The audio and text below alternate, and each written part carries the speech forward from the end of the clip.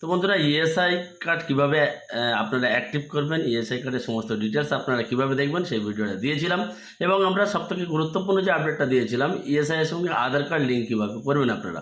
তো সেই আপলোড করার পরে সেখানে আমরা বলে দিয়েছিলাম যে আধার লিঙ্কটা করছি এর স্ট্যাটাসটা কী আছে সেটা কমিউনিটি পোস্টে আপনাদেরকে দেখিয়ে দেবো। তো আজকের এই শর্টস ভিডিওর মাধ্যমে আপনাদের দেখিয়ে দেবো যে আমি যে আধার লিঙ্কটা করেছি সেই আধার লিঙ্কটা তার স্ট্যাটাসটা কী আছে আপনাদেরকে দেখাচ্ছি।